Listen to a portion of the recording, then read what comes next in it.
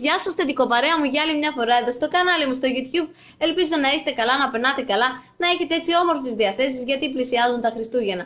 Τέτοιες γιορτινές μέρες μας αρέσει να είμαστε με τα πιο κοντινά μας πρόσωπα και να περνάμε όμορφα. Δυστυχώς είναι γνωστό ότι πολλοί στην Ελλάδα έχουν δικούς τους λόγους που δεν μπορούν να ευχαριστηθούν αυτές τις μέρες όπως όλοι εμείς. Μιλάω για ανθρώπους φτωχούς, ανθρώπους που έχουν κατάθλιψη και άλλους που όλο και κάποιο πρόσωπο που επιθυμούν δεν είναι κοντά τους. Και για αυτούς τους ανθρώπους θα ήθελα να μιλήσω σήμερα. Ενώ εμείς θα γελάμε και θα τρώμε τα ζεστά χριστουγεννιάτικα φαγητά μας με τους χαρούμενους ανθρώπους κοντά μας, άλλοι θα πονάνε για διάφορους λόγους. Γνωρίζετε πως ό,τι κάνει κάποιος σε αυτόν τον κόσμο, όλο και κάποιον άλλον επηρεάζει η ενέργεια της πράξης μας. Πιστεύω είναι αρκετά εύκολο να βοηθήσουμε πιο πολλούς ανθρώπους από ότι εμείς πιστεύουμε ότι μπορούμε. Όταν έχουμε θετικά συναισθήματα, αυτά βγαίνουν από μέσα προς τα έξω και επηρεάζει αυτή η ενέργειά μας τους άλλους που βρίσκονται κοντά μας. Δηλαδή, το κυριότερο για να βοηθήσουμε τους γύρω μας που έχουν μία οποιαδήποτε ανάγκη είναι να είμαστε εμείς ήδη καλά, γεμάτοι με όμορφες σκέψεις και δυνατά θετικά συναισθήματα.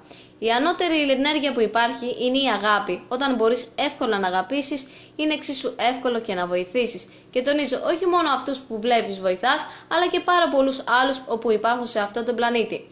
Πολλές φορές πιάνω τον εαυτό μου να πονάει για τους ανθρώπους που πραγματικά έχουν πολλές ανάγκες από ό,τι έχουμε εμείς στην πραγματικότητα. Στεναχωριέμαι για αυτούς που δεν έχουν σπίτι και σε όλο και κάποιο πακάκι θα βρίσκονται την ώρα που εγώ θα είμαι στο ζεστό μου σπίτι και θα γεύομαι τα νόστιμα φαγητά μου με την οικογένειά μου. Λογικό είναι αν το βλέπω έτσι να χαλιέμαι και να νιώθω κάτι σαν τύψεις που εγώ σαν βασίλισσα είμαι απέναντί τους.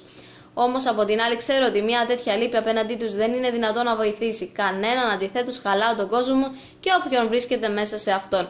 Έτσι λοιπόν σκέφτηκα, αν όλοι εμείς που λυπούμαστε κάποιες στιγμές στη ζωή μας για αυτούς τους ανθρώπους, αλλάζαμε τρόπο αντίληψης και αρχίζαμε να νιώθαμε καλύτερα για αυτούς τι θα γινόταν.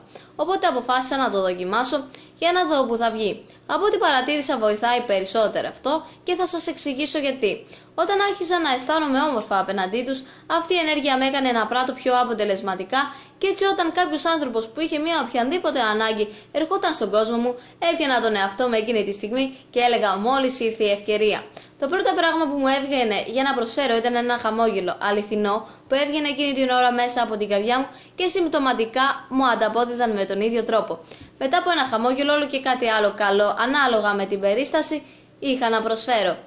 Ας συγκρίνω λίγο τις καταστάσεις. Όταν λοιπόν ένιωθα αρνητικά συναισθήματα για αυτούς, όλο και κάποια δικαιολογία μου ερχόταν ώστε να μην προσφέρω τη βοήθειά μου και ας ήθελα βαθιά μέσα μου.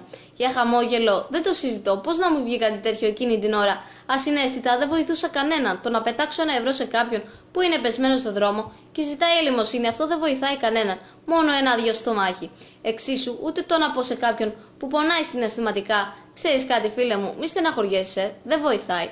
Μόνο όσα έχουμε μέσα μας μπορούμε να προσφέρουμε και αυτό που έχουμε μέσα μας είναι η ενέργειά μας. Αυτά είχα να πω.